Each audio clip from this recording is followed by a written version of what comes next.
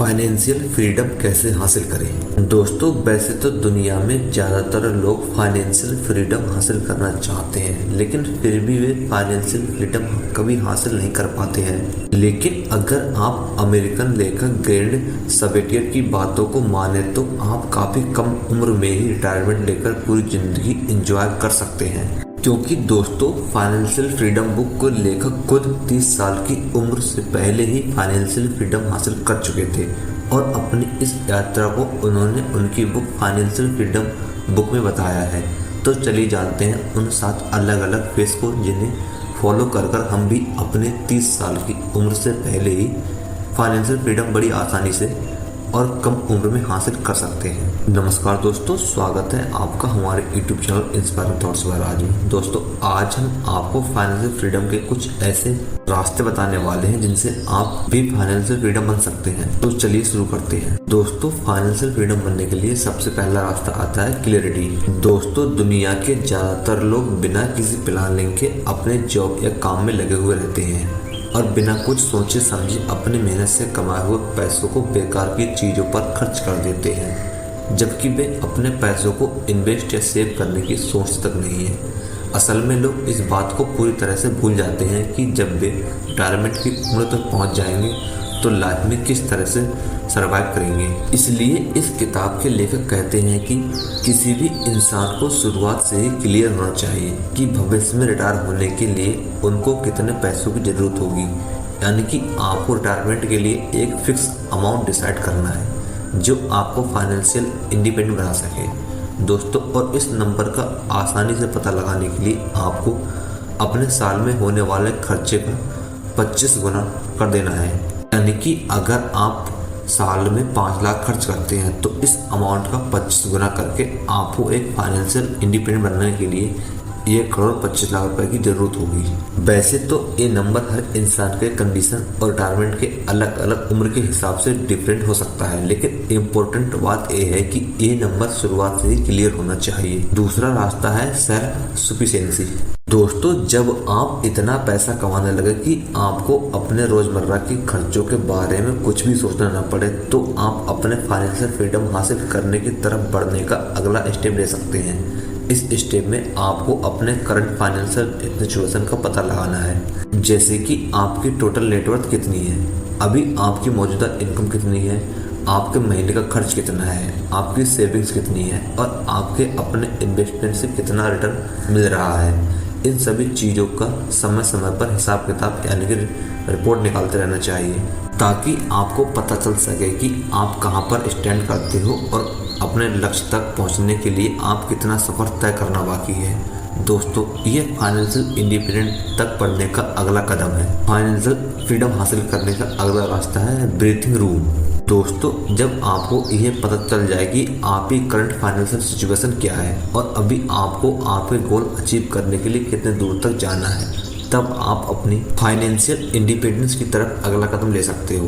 दरअसल इस फेज में पहुंचने के बाद आपको सर्वाइव करने के लिए आपको मंथली सैलरी की ज़रूरत नहीं होती है, क्योंकि तब तक आप अपने एसेट्स और इन्वेस्टमेंट से इतनी इनकम जनरेट करने लगते हैं कि अगर आपकी सैलरी आनी बंद भी हो जाए तब भी आप अपने इस दूसरी इनकम से आसानी से सर्वाइव कर सकते हैं। बेसिकली इस फेज में आपको अपने खर्चों का हिसाब किताब रखना है और उन पर कंट्रोल करना होता है। आपको कोई भी चीज़ खरीदने से पहले ये सोचना चाहिए कि ये चीज़ खरीदना आपके लिए कितना ज़रूरी है और ये चीज़ आपकी लाइफ में क्या वैल्यू रखती है। दोस्तों, ये सब बात सोचने के बाद आपको कोई भी चीज़ खरीदने का डिसीजन लेना चाहिए, क्योंकि दोस्तों तभी आप इस बात का सही अंदाज़ा लगा पाते हैं कि आपको अपने मेहनत का पैसा किस चीज़ पर खर्च करना चाहिए और किस चीज़ पर नहीं खर्च करना चाहिए। दोस्तों, उसके बाद अगला फेज आता है स्टेबिलिटी। दोस्तों, इस फेज में या इस रास्ते में आने के बाद आपके ऊपर किसी भी तरह का कोई भी कर्ज नहीं होता है और आपको अपने खर्चे पूरे करने के लिए किसी की मदद की ज़रूरत नहीं पड़ती है, क्योंकि इस फेज में आने के बाद आपकी इनकम आपके खर्चों से अब काफ़ी ज़्यादा हो चुकी होती है।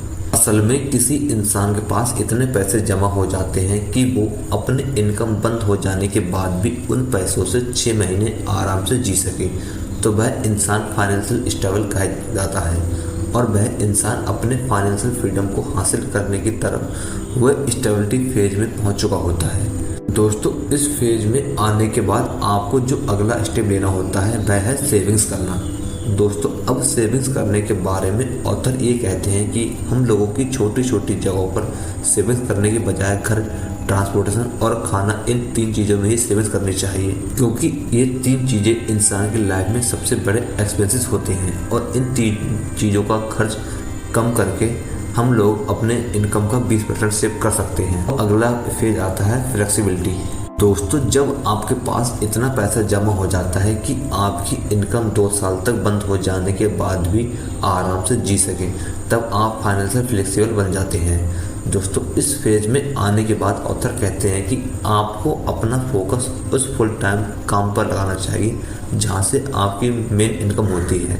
दोस्तों, ये काम आपकी जॉब या बिजनेस हो सकता है, लेकिन आपको अपना ध्यान इस चीज़ पर लगाना है कि अपनी इनकम को और किस तरह से बढ़ाया जाए।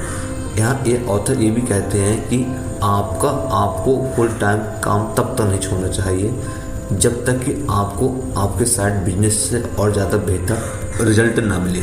अगला फेज आता है फाइनेंशियल फ्रीडम का। दोस्तों, इस फेज में पहुंचने के बाद आप चाहो तो बिना कोई काम करे बिना ही जी सकते हो, क्योंकि इस फेज में पहुंचने के बाद से आपको पैसे कमाने के लिए पहले की तरह कोई काम करने की ज़रूरत नहीं पड़ती है, बल्कि आप अपने सालों से की गई मेहनत के इन्वेस्टमेंट से ही अच्छी खासी इनकम जनरेट करते रहते हैं। लेकिन दोस्तों, इस फेज में आप तभी पहुंच सकते हैं जब आप इंटरप्राइजेस माइंडसेट डेवलप करने में सफल हो जाएंगे। दरअसल आपको एक ऐसा माइंडसेट बनाना होता है जो आपको पैसे कमाने और पैसे सेव करने के नए नए आइडिया बता पाए, ताकि आप अपनी सेविंग्स और इनकम को पहले से कई गुना ज़्यादा बढ़ा सकें। साथ ही फाइनेंशियल फ्रीडम बुक के ऑथर ये कहते हैं कि हमें इस फेज में पहुंचने के लिए हमें ज़्यादा फोकस सेविंग्स पर नहीं बल्कि इनकम को बढ़ाने के तरीके खोजने पर फोकस लगाना चाहिए, क्योंकि जैसे जैसे हमारी इनकम बढ़ेगी वैसे वैसे हमारी सेविंग्स भी बढ़ती रहेंगी। और अगला फेज आता है एबुडेंट वेल्थ। दोस्तों, ऑथर कहते हैं कि जब आप पैसों से ज़्यादा अपने टाइम को अहमियत देने लगेंगे तभी आप फाइनेंशियल इंडिपेंडेंट कहलाते हैं। दोस्तों, ऑथर के द्वारा बताया गया ये आखिरी फेज आपको फाइनेंशियल फ्रीडम से भी एक कदम आगे ले जा सकता है, जहां आपके पास अपने ज़रूरत से कई गुना ज़्यादा पैसा होता है। तो इस पैसे की मदद से आप अपने बिना कोई काम के रोज़मर्रा की मंथली खर्च को बढ़ा सकते हैं, बिना कोई फिक्र के कोई भी चीज़ खरीद सकते हैं। दोस्तों, आसानी से भाषा में कहें तो आप इस फेज में आने के बाद आरामदायक लाइफ जी सकते हैं, लेकिन इस फेज तक आप तभी पहुंच पाएंगे जब आप शुरुआत से ही इन्वेस्टमेंट करना शुरू कर देंगे, क्योंकि इस बुक के ऑथर खुद ही ये कहते हैं कि फाइनेंशियल वेल्थ बनने का सबसे बड़ा सीक्रेट यही है कि जितना जल्दी हो सके हमें इन्वेस्टमेंट करना शुरू कर देना चाहिए। तो दोस्तों, ये थे वो 7 अलग अलग फेज जिन्हें फॉलो कर हम सभी भी फाइनेंशियल फ्रीडम हासिल कर सकते हैं। दोस्तों, यदि आप हमारे द्वारा बताए गए ये 7 फेज या कहें कि फाइनेंशियल फ्रीडम हासिल करने के ये 7 रास्ते या फिर 7 तरीके यदि आप अपनाते हैं तो आप भी बहुत जल्दी फाइनेंशियल फ्रीडम बन सकते हैं और एक सफल व्यक्ति बन सकते हैं। दोस्तों, यदि आपको ये फाइनेंशियल फ्रीडम बुक की समरी पसंद आई है तो कृपया वीडियो लाइक करें और चैनल को सब्सक्राइब जरूर करें। धन्यवाद दोस्तों, अपना बहुमूल्य समय हमें देने के लिए।